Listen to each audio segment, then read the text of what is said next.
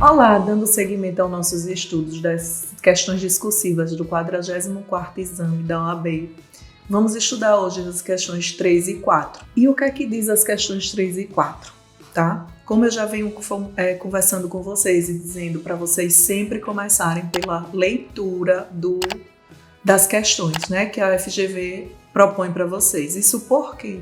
Porque quando você lê a questão, você já sabe qual é a informação que você vai buscar no enunciado. Então vamos lá, dando início a essa análise da terceira questão do 44º exame da OAB. O que é que a questão queria da gente? Ela dizia o seguinte: em relação ao ajuizamento da terceira ação por Luciano, o que você deve alegar inicialmente? Vejam, ele está falando aqui numa fase processual, ou seja, já existe uma reclamação trabalhista, porque ele está dando a informação aqui que é um ajuizamento de uma terceira ação. Então vamos lá para a leitura do enunciado para que a gente veja e consiga identificar qual era a melhor forma de responder essa questão.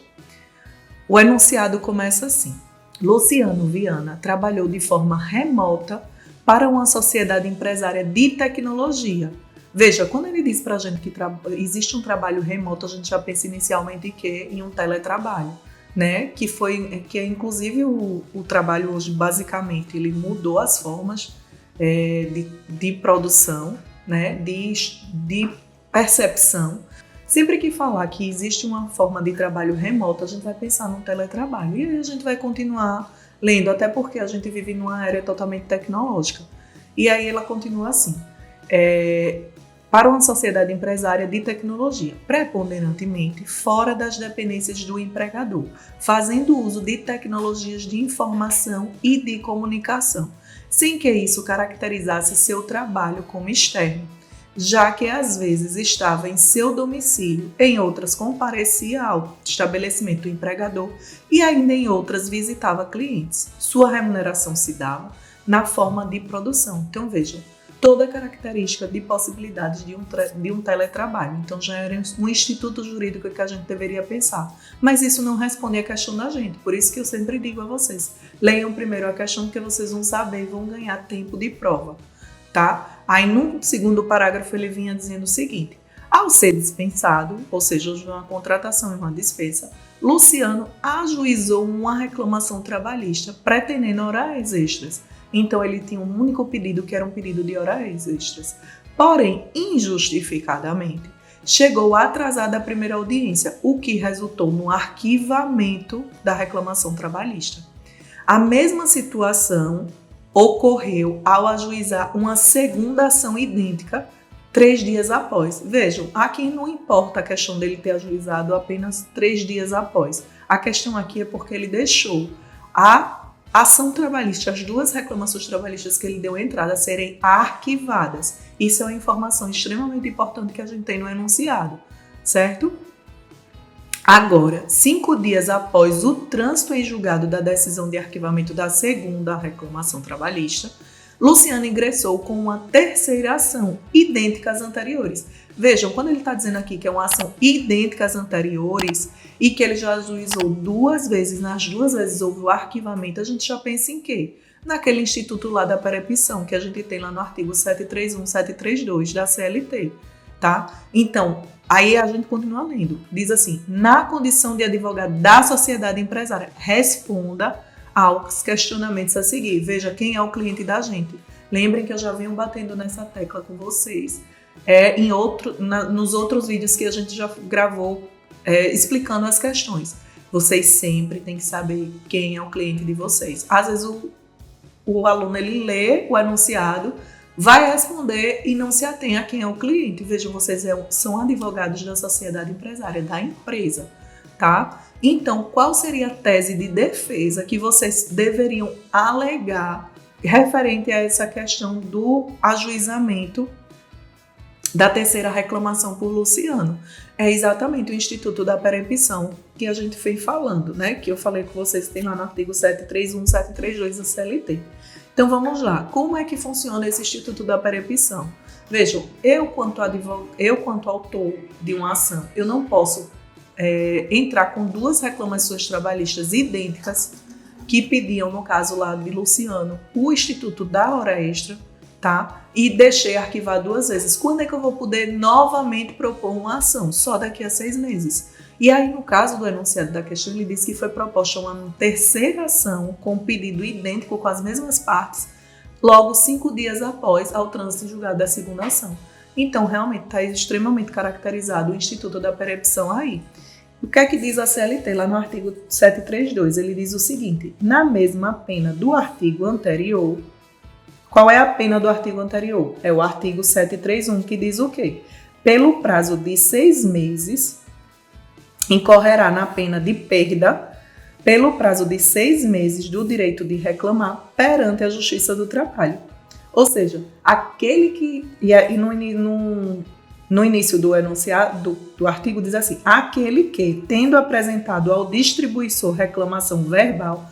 Lembrem que o princípio da oralidade no processo do trabalho ele é muito utilizado, tá? E antigamente as reclamações eram feitas de forma verbal. Hoje a gente sabe que com o sistema do PJE não é bem assim. A gente provavelmente vai entrar com uma reclamação escrita. Mas aí vocês podem me perguntar: é possível, professora, ainda fazer uma reclamação verbal? Dentro dos sistemas por conta do JusPostulandi, a gente tem lá na Justiça do Trabalho pessoas para atender um reclamante, um empregado, para que ele possa fazer essa reclamação. Mas muitas das vezes, como fica difícil movimentar essa máquina judiciária para isso, até porque hoje os pedidos estão muito mais...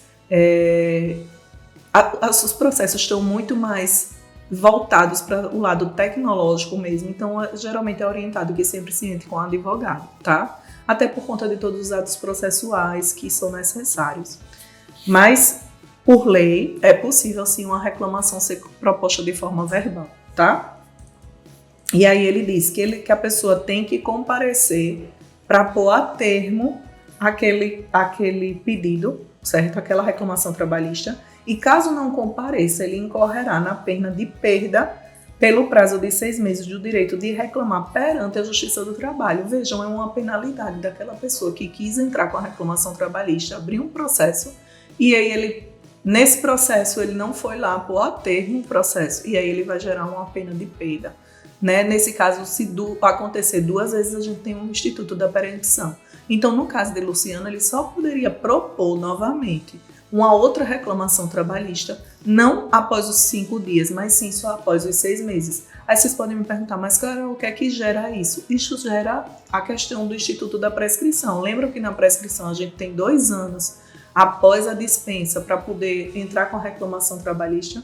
Vamos supor que pode-se operar esse Instituto da Prescrição, tá? E aí os 5 anos também na prescrição quinquenal, certo? Por conta dessa pena. E aí o 732 ele diz lá: na mesma pena do artigo anterior, incorrerá o reclamante que, por 2 vezes seguidas, der causa ao arquivamento do processo, das reclamações trabalhistas, nesse caso de Luciano. Então, aí também é um Instituto da Percepção. Então, como é que vocês responderiam a essa questão? Que, no caso proposto, no enunciado descrito, a sociedade empresária deveria alegar o Instituto da Perempção ou que haveria a perda de prazo de 6 meses. Para ficar completinho, vocês colocavam lá: deverá ser alegada, no caso proposto, no caso em questão, deve ser alegada pela sociedade empresária a perempção, a qual teria o prazo de 6 meses. No caso de Luciano, ele só poderia propor uma terceira reclamação trabalhista após 6 meses, porque os pedidos eram idênticos e as partes também. Então, seria essa a resposta da linha A da terceira questão. A quarta questão, a linha B da terceira questão, o que é que ela dizia, né? O que é que ela pedia? Ele dizia o seguinte: em sede de contestação, qual a tese jurídica? Veja, ele está falando aqui tese jurídica, instituto jurídico, a ser sustentada para rechaçar o pedido de horas extras. Vejam, Luciano só entrou com a reclamação, entrou com as reclamações e todos os pedidos eram referentes à hora extra. E a gente viu lá que o Luciano trabalhava com o quê? Em regime de teletrabalho. Não foi isso que a gente viu? Inclusive, esse regime de teletrabalho foi instituído pela Reforma Trabalhista lá em 2017, só que ele foi regulamentado só em 2022 em uma legislação própria, certo? E aí a gente precisava ver, se vocês não lembrassem dessa informação, que era um teletrabalho, tá? Vocês poderiam ver a questão que tem também uma regulamentação no artigo 62 da CLT. O artigo que fala do teletrabalho na CLT ele é vinculado ao artigo 75A, 75B e seguintes, certo? E aí no 75B a gente tem lá essa regulamentação que foi feita. Vejam que ainda tem um outro caso que vocês tinham que se atentar. Era o quê? Que Luciano trabalhava. Ele não trabalhava todos os dias na empresa, ele trabalhava de forma remota, alguns dias nas empresas e alguns dias comparecia a outros locais para visitar os clientes. Então vejam, e ele ainda diz uma outra informação importante, que ele trabalhava em regime de produção. Ele recebia por regime de produção. Então, na descrição lá do teletrabalho, eu vou ter todas as informações. O que é que se considera um teletrabalho? Isso é uma informação que é importante vocês terem, tá? Então, no artigo 75B, ele vai descrever o que é o teletrabalho. E ele diz assim: considera-se teletrabalho ou trabalho remoto a prestação de serviços fora das dependências do empregador, de maneira preponderante ou não, com a utilização de tecnologias da informação e de comunicação, que por sua natureza não configurem em trabalho externo. Então vejam, aqui está totalmente caracterizado o que foi descrito no enunciado no primeiro parágrafo da questão 3, que caracteriza o trabalho de Luciano como um teletrabalhador. E o parágrafo 3º do artigo 75B da CLT, ele vai dizer o seguinte: na hipótese da prestação de serviços em regime de teletrabalho ou trabalho remoto, por produção ou tarefa, que é justamente o caso de Luciano, ele recebia por produção, não se aplicará o disposto no capítulo 3 do título 2 da consolidação. O que é que significa isso? Quem trabalha em regime de teletrabalho, seja remoto ou por tarefa, ele não tem direito ao recebimento de hora extra, que era justamente o que estava questionando aqui na linha B. Quando falar aqui, em sede de contestação, qual a tese jurídica a ser sustentada para rechaçar o pedido de horas extras? A tese jurídica a ser sustentada por vocês para alegar que Luciano trabalhava em regime de teletrabalho, recebendo por produção. E nesse regime de teletrabalho recebendo por produção, a própria CLT, a legislação trabalhista, ela diz que não tem direito a pedido de horas extras, tá? Essa era a resposta que vocês deveriam dar na terceira questão, a linha B. E aí eu friso muito com vocês isso, para que vocês prestem atenção quando vocês forem responder a questão. Lembrem que a fundamentação jurídica é o que mais importa para a FGV. Não adianta você só chegar lá e colocar o artigo, tá? É teletrabalho conforme artigo 75. Não, você vai ter que explicar o motivo, certo? No caso concreto, como relatado, Luciano era um teletrabalhador que recebia por produção, porque a FGV quer saber isso, que vocês extraiam do enunciado as informações pertinentes para responder a questão no caso concreto, certo? E só indicar o artigo necessariamente não vai te dar uma pontuação a pontuação cheia da questão, porque geralmente quando a gente indica só o artigo, a FGV só pontua 0,10. Na questão 4, tá? Passando agora para a quarta questão e última questão do exame da OAB 44. O que é que a questão queria da gente? Lembrem, aqui eu sempre oriento vocês a começarem a ler pela a questão. Então, a questão 4, a linha A, ela dizia o seguinte, o questionamento: a fim de contrapor a alegação de compensação constante da defesa da empresa, qual a tese jurídica que você deverá sustentar? Vejam, ele está falando aqui do instituto do quê? Da compensação. Se é o instituto da compensação, a gente tem que pensar o quê? O que é que o enunciado da questão está querendo da gente e o que é que a gente vai procurar dessa informação, certo? Então vamos lá. Paulo Pereira trabalhou durante 2 anos como empregado da Viação Ômega Limitada. Na ocasião, tornou-se amigo de Daniel Silva, sócio majoritário da sociedade empresária, que lhe forneceu empréstimo de quantia substancial, suficiente para quitar o financiamento de sua casa. Paulo aceitou e o empréstimo foi realizado pela sociedade empresária, sendo certo que a dívida seria quitada por meio de depósito mensal na conta da sociedade, sem juros e correção monetária, por necessidade de serviço. Logo após o empréstimo, Paulo passou a trabalhar cerca de 3 horas extras diárias, pelas quais não recebeu. Por dificuldades financeiras, a aviação Ômega encerrou suas atividades e Paulo nada recebeu pela rescisão, inclusive os depósitos do FGTS, que estavam substancialmente atrasados. Paulo ajuizou reclamação trabalhista, cobrando seus direitos rescisórios, horas extras e o FGTS. A sociedade empresária contestou o feito, alegando compensação do valor emprestado ao Paulo. Você, como advogado de Paulo, de acordo com a legislação trabalhista em vigor e o entendimento jurisprudencial consolidado do TST, responda ao questionamento a seguir. Então vejam, a FGV está querendo de vocês o quê? Que vocês informem se o Instituto da Compensação seria possível ou não ser aplicado na Justiça do Trabalho. Vejam, o cliente de vocês é quem? É o Paulo. Vocês são, o cliente de vocês, quanto advogado, é o Paulo, que é o reclamante. Então, a gente tem que alegar lá o quê? Que há o artigo da súmula 18 do TST, que diz o seguinte, que a compensação na Justiça do Trabalho está restritas a dívidas de natureza trabalhista. Ou seja, essa questão da compensação do imóvel era possível ou não? Não, não era possível. A gente deve alegar que como a compensação está restrita às verbas de natureza trabalhista, o empréstimo em direito não possui essa natureza. Então, quando a empresa empresta um dinheiro para você para fazer uma quitação de um imóvel que não tem nada a ver com verba trabalhista, uma coisa não tem nada a ver com a outra. Então, você quanto advogado de Paulo, deveria dizer que o Instituto que não poderia ser aplicado ao caso a questão da compensação. Por quê? Porque a compensação, neste caso, não se referia a verbas de natureza trabalhista, certo? Essa era a primeira situação. O segundo questionamento da questão 4 dizia o seguinte, questionava o seguinte para que vocês respondessem.